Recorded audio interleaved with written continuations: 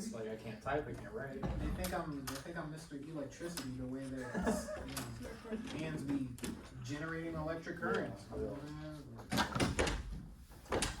Yeah, of course.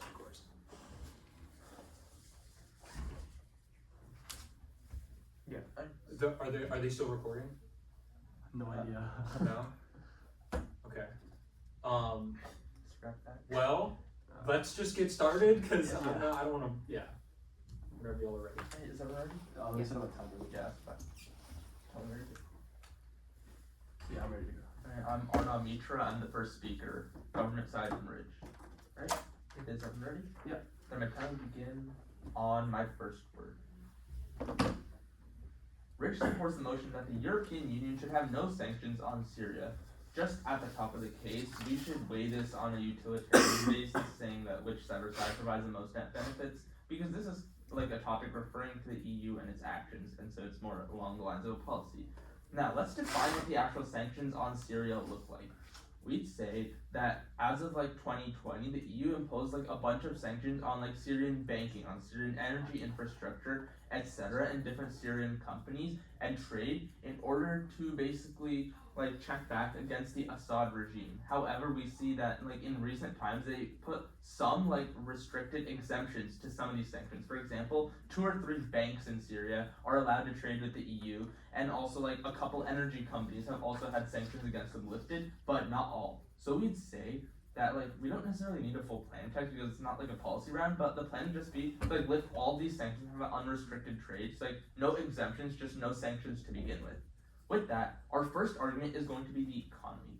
The Syrian economy after like the transition to the new like caretaker government is not growing at a rapid rate, and it's quite bad. We tell you like right now there's like a real emphasis on like the black market in Syria. There's a lot of trafficking, and along with that, like the public sector and the private sector are both struggling to recover after like the government got restructured. The exemptions to these sanctions that existed prior to like the government transformation are super restrictive, as in they're really selective to only a few companies, a few very specific companies, and not sectors as a whole being allowed to get through these sanctions. And they're also outdated as well, as they're meant to check back against the Assad regime, but obviously Syria is under a new regime and a caretaker government and seeking to transition to a full-time government.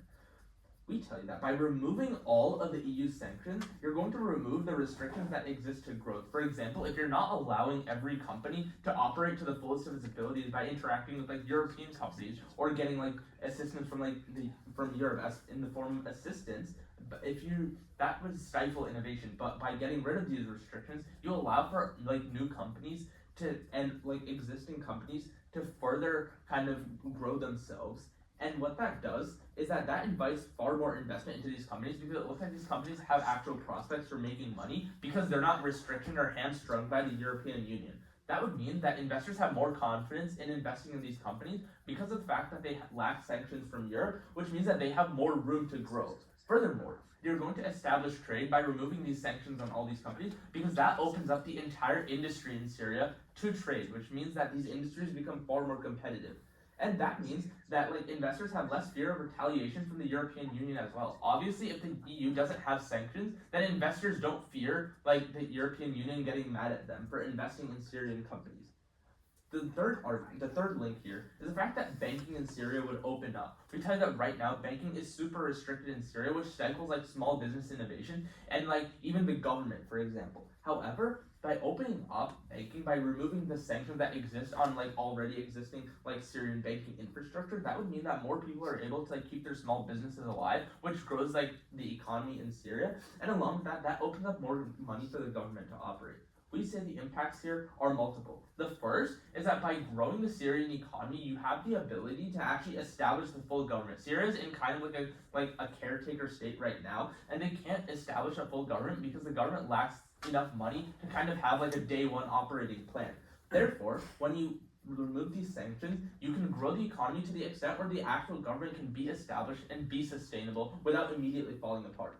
The second is the idea of policing. After the establishment of the caretaker government, in order to conserve money, a lot of police force in Syria was let go. We'd say that when you grow the economy, that also means that the government has more revenue from taxes, which means that they can actually fund policing. That's key for 2 reasons. One, it stops the black market because there's policing to take care of that. And secondly, that also means that there's like less crime, which means that like, for example, like crime against like small businesses and stuff is going to be reduced. And the third argument here is the public sector. The Syrian government has kind of struggled to pay the public sector, like after like completely reestablishing, because they don't have the money to, because they've been sanctioned by the EU. So by opening up funding, by getting rid of these like really restrictive sanctions, what you do is you allow for the government to have enough money to fund their own public sector. And that means the government can provide more goods and services, like education, like hospitals, which they're kind of struggling to do at their full capacity right now, which is better for people's health. Ultimately, if people have more money and like the economy is stronger, that means that people can actually uphold a functioning democracy, because they're not living hand to mouth, and therefore they can actually afford to go out and participate in democracy, which leads to like the actual dream of a democratic government being realized. The second argument is anti-Western sentiment. Right now, sanctions that have existed since like the Assad regime Sure. Could you state the contention one more time? Sorry about that. Oh, that's anti-Western sentiment. Anti-Western sentiment? Sentiment. Alright, thank you so much. Alright, I will resume time at 5:12 starting now. Sanctions right now that exist from the European Union ultimately hamper economic growth in Syria for the reasons we established above, such as being really selective, and like companies that are getting these sanctions, there's so few of them that they're like horribly mismanaging the money, because they kind of have like they basically, there's no like competition to check back at them. Furthermore, these sanctions that existed since like 2020 were meant to stop the Assad regime, but not only did they fail then, but they're still in place now and are only stifling like the energy sector that's struggling in Syria, or banking, or even small business growth. By removing these sanctions, what you do is you save up the EU's perception in Syria, because right now they look like they basically only exist to drive a hammer further into the Syrian economy when it's already in like shatters. Then this also stops like growing like anti-Western sentiment, especially as like terrorist groups use kind of poverty as a form of propaganda. By lifting these sanctions, you also open up like small businesses and stuff to have economic progress. You allow people to get paid at like private companies and in the public sector if they work for the government. What that does is that reduces poverty. A third link here is like Turkey, which is more aligned with the EU in recent years and is even looking to like ascend to being an EU member, has had tenuous relations with the Assad regime. Like after the earthquake that happened in 2023, Turkey tried to send aid, but the Assad regime shut them down, and that's why their relations are really bad. But when the EU reduces sanctions, Turkey kind of takes that as the EU soft power, gets Turkey to do the same, and also ramp up aid and improve its relations, despite like past struggles with Syria. What that does is that reduces anti-Western sentiment, which drives down terrorist propaganda. That means less people turn to terrorism, less people turn to violence. And ultimately, that saves lives and reduces the infinite war against terror in the Middle East. Thus, affirm. Thank you so much for that speech.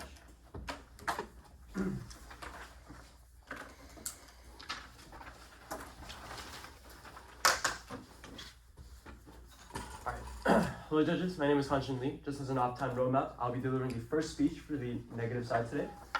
And I will be going over our own topic case, onto our 3 contentions, and then onto the refutations. My time will begin on my first word, which is now. We strongly indicate today's resolution that the EU should have no sanctions on Syria. So it's just some definitions here. Sanctions, measures like arms embargoes, asset freezes, and restrictions on exports designed to pressure governments to close behavior. EU sanctions in Syria, we believe this is targeted measures first imposed in 2011, armed at Assad regime officials, defense industries, oil exports, and financial services. The important part is that these are not blanket statements. Now, we also believe that the weighing mechanism today is net benefits, the most amount of good for the most amount of people. And we, the neg, must show you judges that some level of sanctions is justified and beneficial. We do not need to defeat we do not need to get rid of we do not have to keep every EU sanction, just that removing all would be a net harm. That is what we have to prove to you today.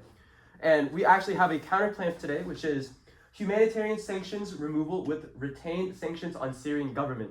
So the EU will remove sanctions in humanitarian aid, reconstruction materials, and civilized organizations promoting democratic reform, but the EU will maintain sanctions on Syrian government officials, military elites, and entities responsible for war crimes. I'll go more into that in my third contention and why it's very good.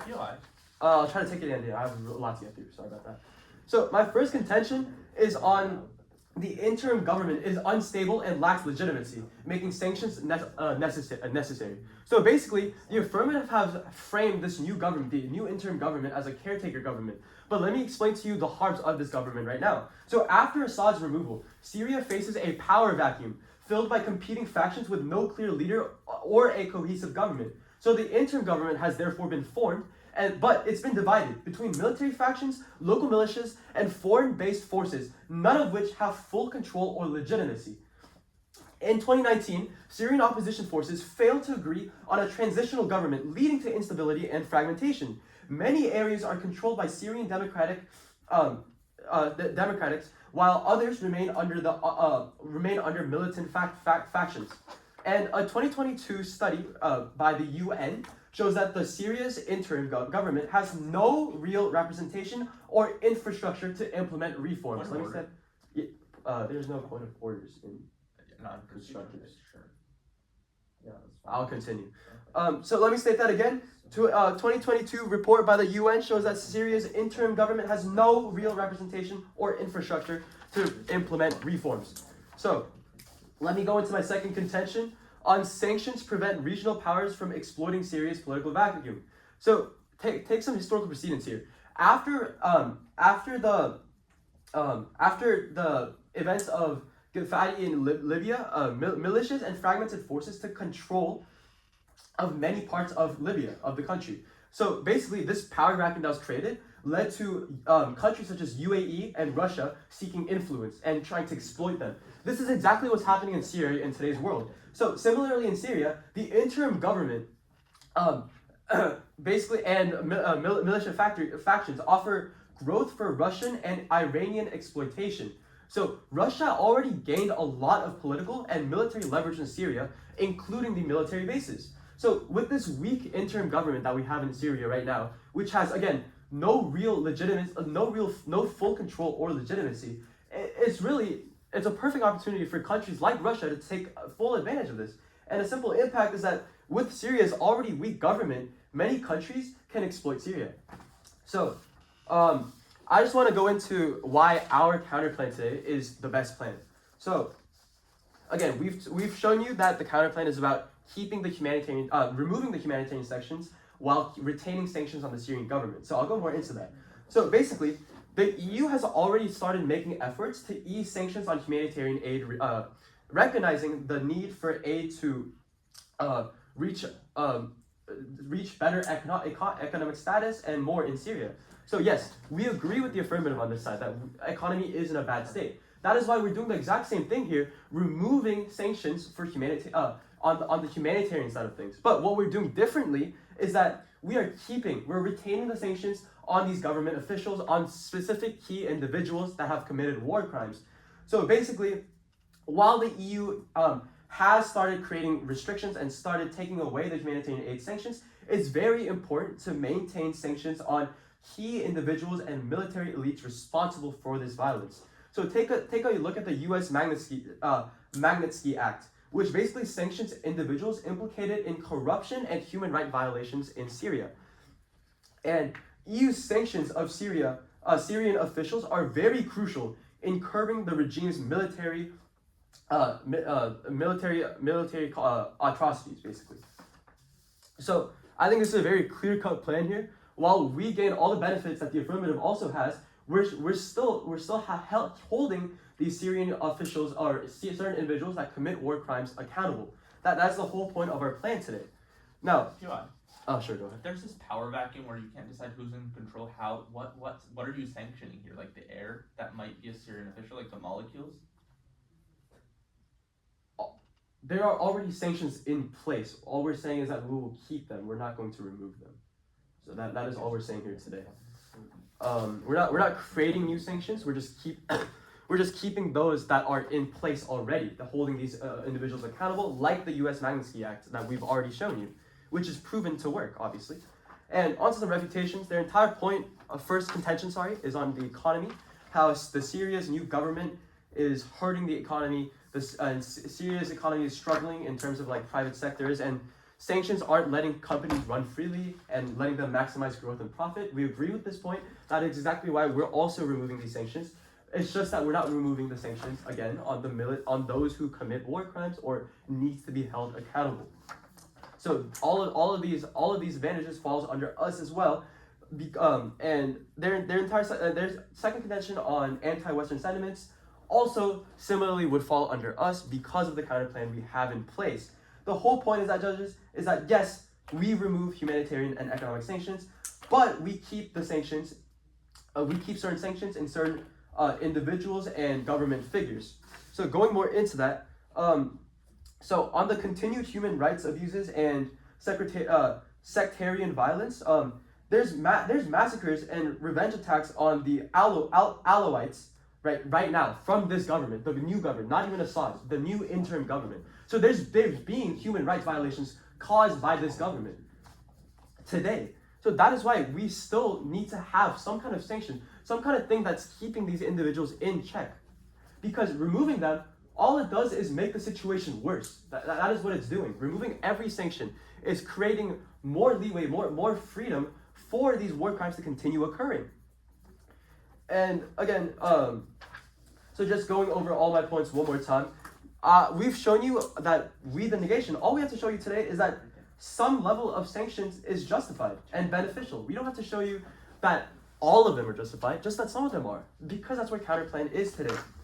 We are trying to say we want to get rid of all the sanctions that are harming the economy, like the affirmative says, but there still needs to be responsibility, and there still needs to be something in check, keeping these people in check. And for those reasons, I urge a strong negative ballot. Thank you so much.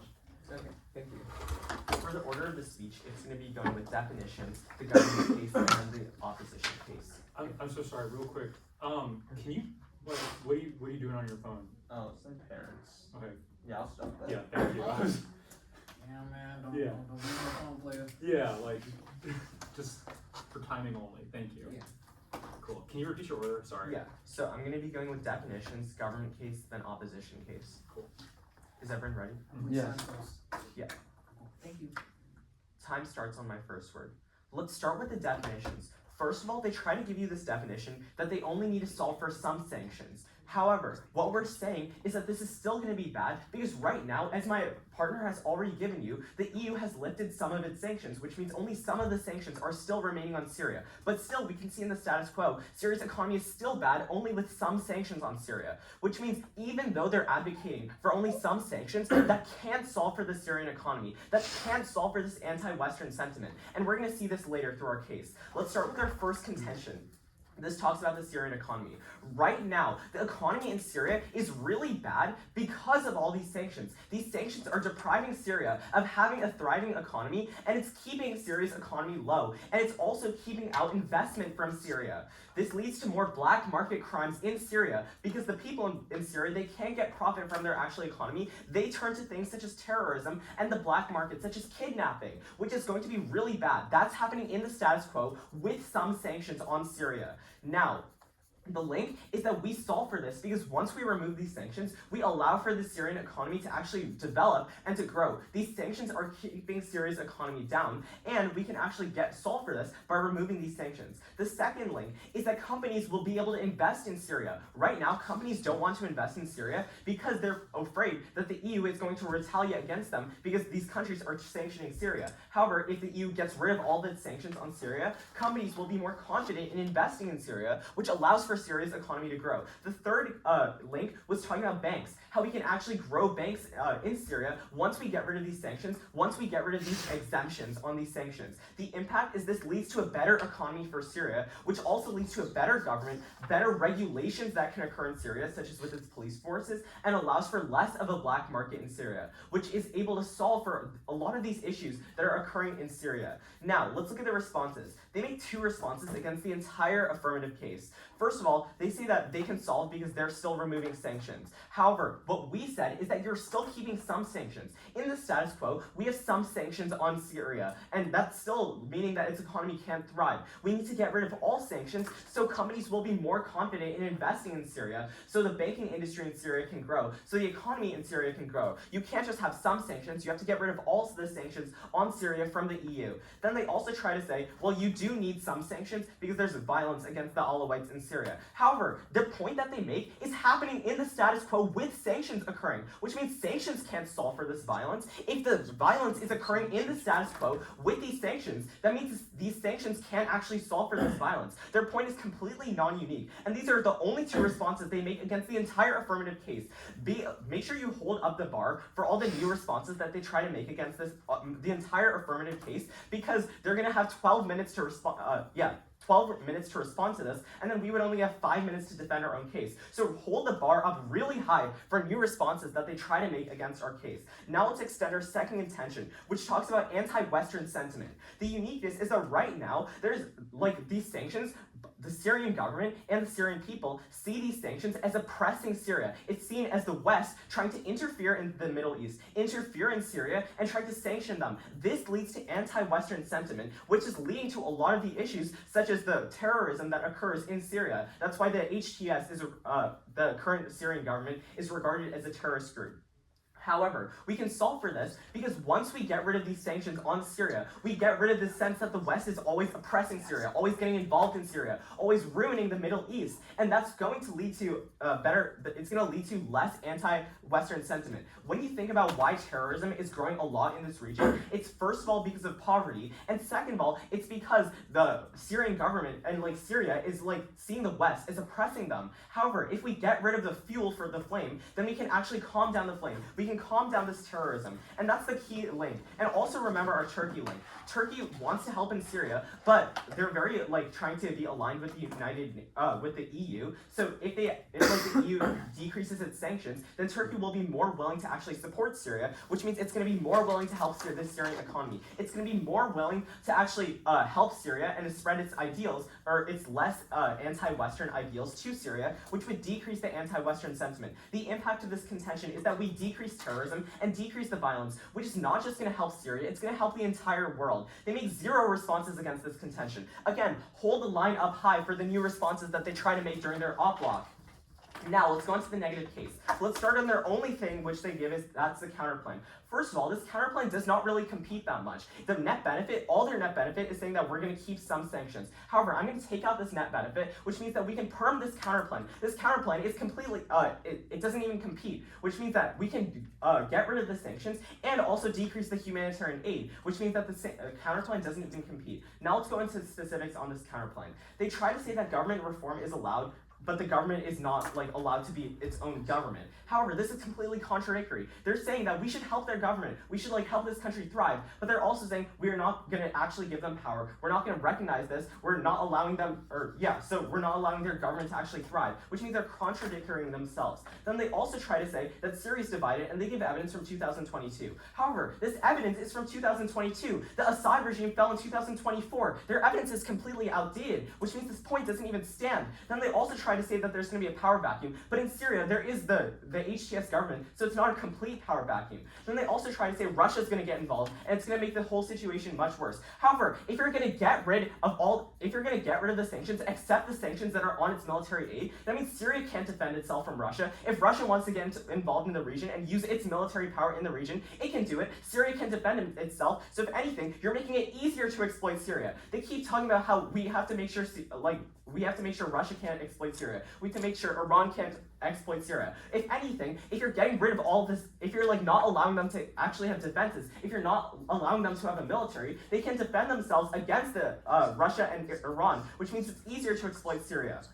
Then they also try to say the net benefit is that keeping sanctions is going to be good. However, this can't solve for the app because so first of all, their net benefit doesn't stand because their net benefit is trying to say that it's going to help because we're going to be sanctioning the military. That's their net benefit. They're saying that's why it's going to be good. However, first of all, the sanctions on the military have not stopped the violence. We've seen that with the Assad regime. We see that in the status quo, taking out their own example of Alawite violence. And second of all, their net benefit kind of falls to this idea that even if you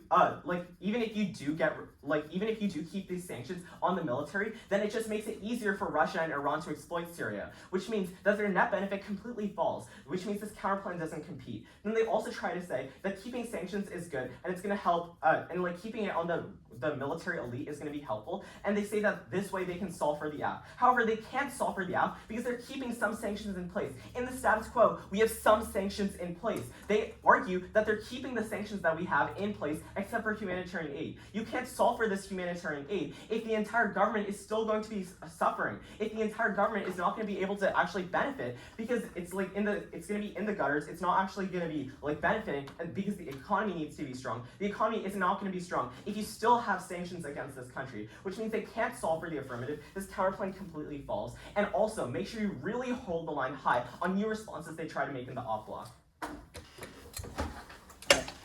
Thank you for that speech. Just as a quick, off-time roadmap, I'll just be going over, kind of top of the case real quick. Moving on to just some certain points we want to say, and then overall maybe weighing at the end, just comparing. Alright. Time will start with my first word, which is, now. Okay, so let's just frame this debate, just restate the resolution again. The European Union should remove all sanctions on Syria. During this round, we've talked about pretty much 3 different types of sanctions that can exist. Economic sanctions, humanitarian sanctions, and sanctions against the military. If you vote the affirmative, you are saying we want to get rid of every single sanction. You want to get rid of sanctions on the economy, you want to get rid of sanctions on humanitarian aid, and crucially, they would be proposing that you get rid of sanctions on the military. That is what they inherently do because they are the AF in this case, and they need to remove all sanctions. But what we are saying is, go ahead and remove sanctions on economy, go ahead and remove sanctions on humanitarian aid, but keep sanctions on a military that is currently committing atrocities in the region. That is the key voter issue in this round.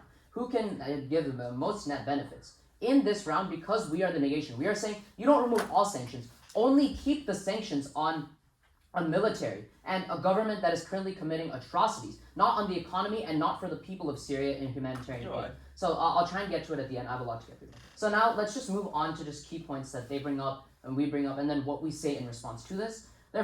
Most of their case is on the economy. And we say, yeah, fine, get rid of the sanctions on the economy, but keep sanctions then crucially on military, and we'll get to why this is important in terms of the weighing mechanism of net benefits in the future. So yeah, their entire point on economy, even if you vote the negation world, all of these things still happen because our counterplan proposes getting rid of the sanctions on the economy. And they say that these are somehow military sanctions hamstring Syria's economy, but again, Syria's government is unstable, it's authoritarian, and it is not a good government that will responsibly use funds. So we are getting rid of, both sides are essentially getting rid of economic sanctions, and neither side really has offense here, okay? So economy is kind of a wash because both sides are essentially proposing the same thing, so you can't really vote the ballot on either side for the economy specifically. Now, on to another definition of sanctions that they seem to kind of drop. They seem to ignore that sanctions can be on arms, on asset freezes, on people that are higher ups in the military and the government. Now, again, the interim government is an unstable force. Syria has a power vacuum, and many military governments that are incredibly authoritarian currently control it. They say that there's one stable government right now in Syria, but we've already told you that this interim government is committing atrocities against the Alawites, a minority ethnic group within Syria. What the AF would essentially be proposing to you, because they are saying to remove all sanctions, they would essentially be proposing to say, yeah, give them more money so that they can commit more atrocities against these people. Well, if you vote the neg, you are still helping the economy, you're still helping the humanitarian fallout from the fall of the Assad regime, but you are keeping sanctions on the military in order to at least prevent some of the massive atrocities that have been committed. They're saying, oh, they have no solvency because current sanctions aren't helping. Think about the world if these sanctions were lifted. These atrocities would only get worse. They never really respond to this or state this at all. So as a result, this point flows cleanly through, that these atrocities will only get worse if you vote for the affirmative and lift all sanctions. Now, again, I'm going to be restating a lot of times in this debate. In my speech, I'm going to be restating things a lot because there's not really much to debate against. There's, as I've said, 3 types of sanctions: economy, humanitarian, and military. We are saying, as the negation world, We are saying we don't want to remove all sanctions because the sanctions against the military are helpful. They are needed because the EU also has specific standards to uphold democracy. That's another thing that we need to keep in mind. The European Union strives to be a protector of democracy and human rights across the world. What would it say about the European Union if you lift all sanctions, which includes sanctions on arms and chemical weapons? What would it say if you remove all sanctions? You allow the Syrian government to get easier access to these to commit more atrocities. This goes directly against the EU's founding purpose, which is to protect democracy across the world, and as a result, the neg better solves for what the EU wants to do. Now let's just quickly get into some specific points to make about the economy. They say Turkey will be more willing to help if economic sanctions are lifted. We agree because we're also lifting economic sanctions. We're just keeping the sanctions on the military, which they would not, because again, inherently they have to lift every single sanction. Now,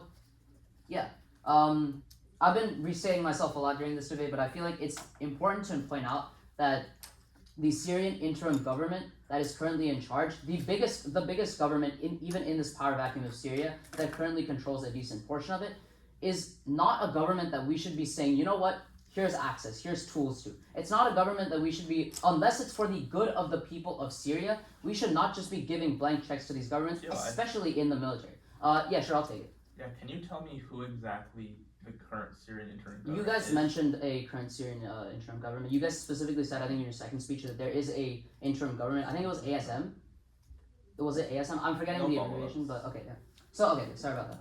So yeah, this current government, we've already mentioned that they have been committing atrocities to the Alawites in the region. They have no response except but to say that these sanctions currently don't solve. But crucially, if you lift these sanctions, it'll only make the problem worse. That's just logical. And more money will be going to them if you vote the AF world. More money will be going to this interim government to commit these atrocities, which of course is a terrible thing and leads to human suffering in Syria. We are preventing as much human suffering as we can by keeping sanctions, whereas they just straight up concede this, that more human suffering would happen as a result of the atrocities that have been committed. So let me just do some two-world analysis. Let's just do some two-world analysis here. If you vote the affirmative world, right, you lift all sanctions. Sure, all the impacts that they talk about with economy, with humanitarian aid, they would happen, sure. But crucially, you are lifting sanctions on an interim government and on governments across Syria that are committing violence, that are committing atrocities against people. Ethnic cleansing, human suffering is happening because of these governments. So as a result, if you vote the gov, yeah, sure, economy and humanitarian rights gets better, but you're lifting sanctions on and providing more money, crucially, to a government that's committing atrocities. If you vote the negation side in this debate, our counterplan solves for economy and humanitarian, same as they do. Economy and humanitarian causes are a wash in this debate because we do the same thing if you vote the gov or the neg. Crucially, though, the one place where you should be voting is on military. These sanctions on the military and on the government. We are saying you should vote the neg because we are keeping sanctions on a military and government that is exacerbating human suffering in the region, whereas the government side is lifting these sanctions, giving them more money and exacerbating human suffering even more. If you vote the neg, which is our side, you at least mitigate some of the harms which is what sanctions do. You give them less money and you allow them to have less of a capability to commit these atrocities. So as a result, if you look at the weighing mechanism of net benefits, most amount of good for most amount of people, you vote their side, you get econ solved, humanitarian solved, but you do not solve for the atrocities that are happening. In fact, you only make it worse because you're giving them more money. Whereas on our side, you're also solving for economy, you're also solving for humanitarian needs because our counterplan addresses that, but crucially, you're withholding at least some money. You're preventing some atrocities. You're preventing potentially thousands of lives from being lost, and as a result of this net benefits being the weighing mechanism of this round, we urge a strong negation ballot. Thank you.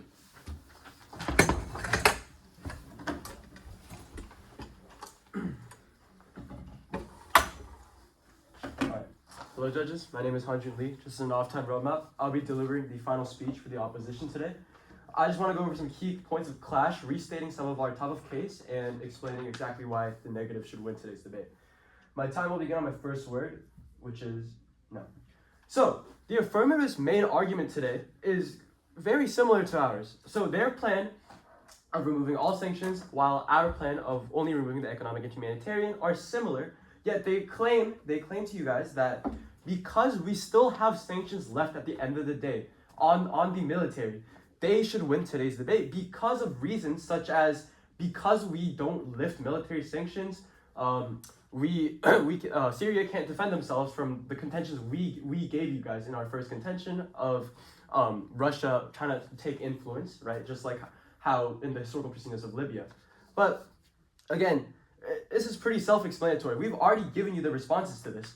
One, the interim government. In my first speech, I literally tell you the interim government is committing atrocities today. This new government is literally committing atrocities. And like my partner has restated in his speech, removing all the sanctions, so including the military ones, would obviously lead to further violence. And two, our definition upon the EU sanctions in Syria, the phrase.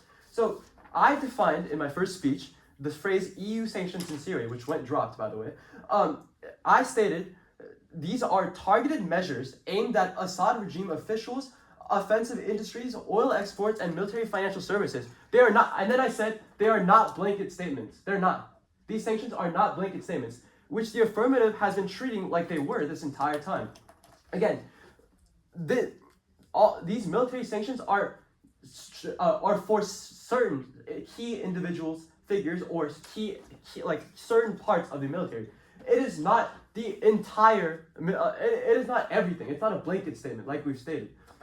So, on that point of on the point of that we contradict our own statements, this is false because what we're doing is just keep holding those who are committing atrocities, who have committed atrocities, accountable. We're not removing. We're not making Syria incredibly weak to foreign countries such as Russia by keeping military sanctions. That's not what we're doing. We've stated time and time again, judges, that we will only be keeping sanctions on those who commit war crimes and atrocities, or things such as weapon and chemical trade, like my partner has stated. So things such as defensive industries all stay intact here. So obviously this point by the affirmative does not make sense. And again, all the benefits on economic and humanitarian is a wash because we both solve for the same thing. The solvency is the same.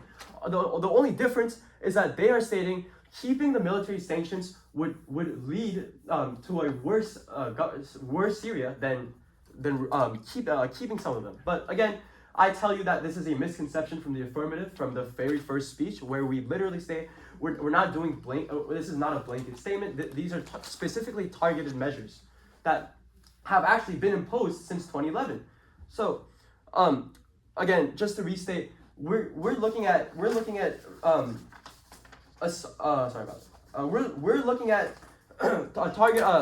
targeted measures aimed at Assad regime officials, oil experts, military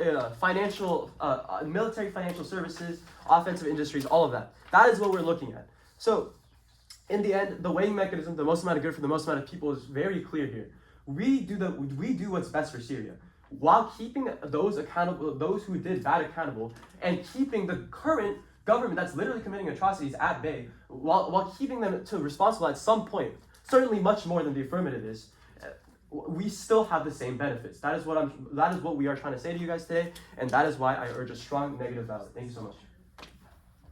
Alright, so this speech will just be quickly defining what the new Syrian government is, then the counterplan. Yeah. Is everyone ready? Yeah.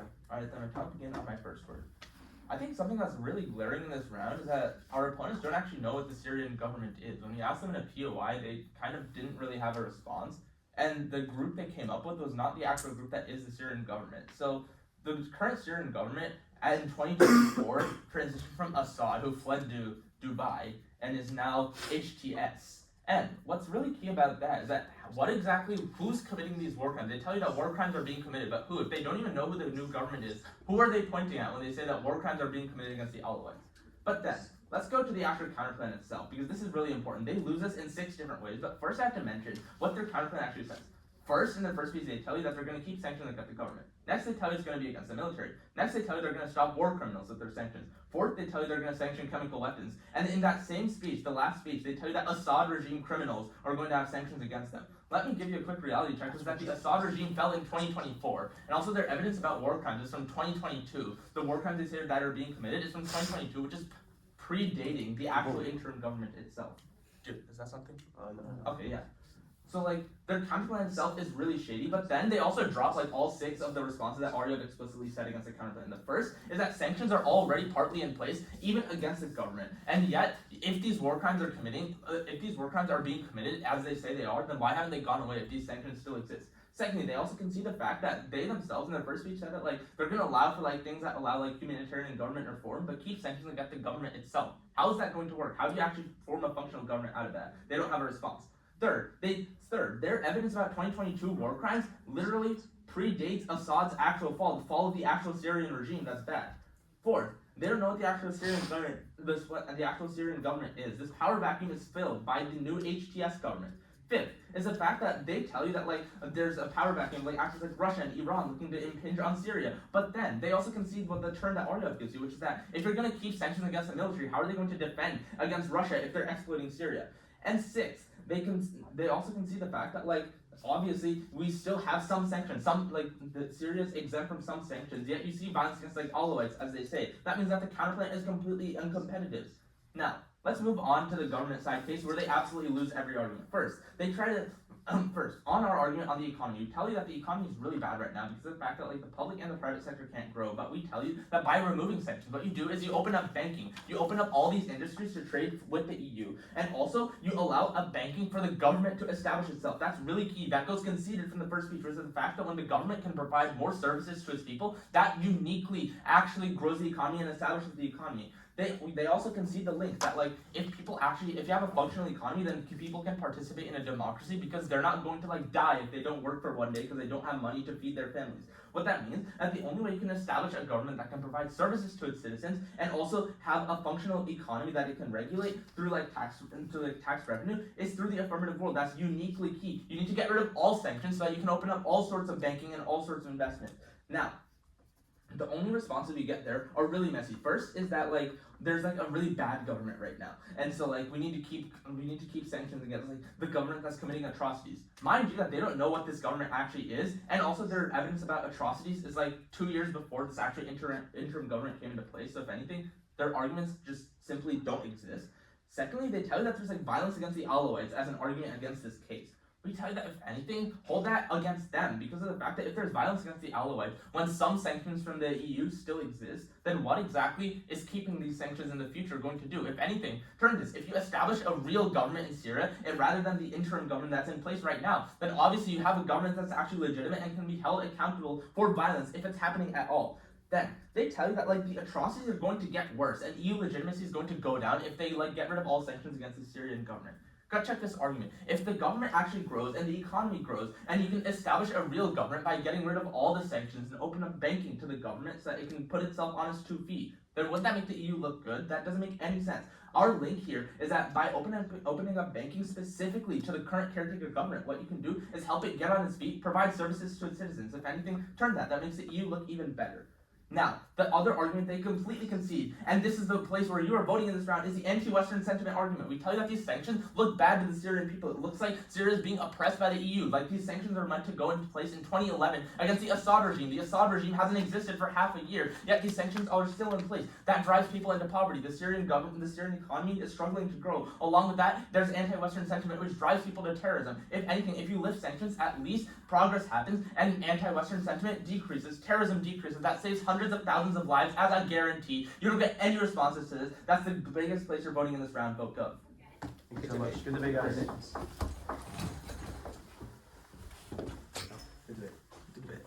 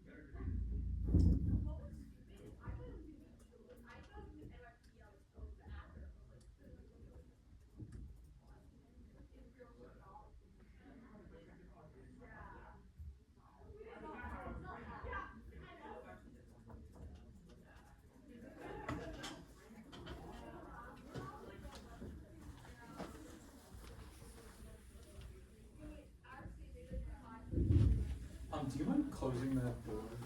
Oh yeah. Thank you. I don't know what this is. You don't know, wall or something? Thank you. Oh, so that's where the camera is. Oh, was it? Oh, there it is. Wow, that's Okay. crazy. Damn. Oh. The back of your heads. But ain't you supposed to be on this side because you're supposed to look at y'all? Yeah, I'm like, you're there. Oh yeah, you're right. What? It's supposed to be a school assignment. I'm not. I throw my hands up when I start asking questions I don't even know the answers to. So. They're gonna see this deliberation too. Yeah.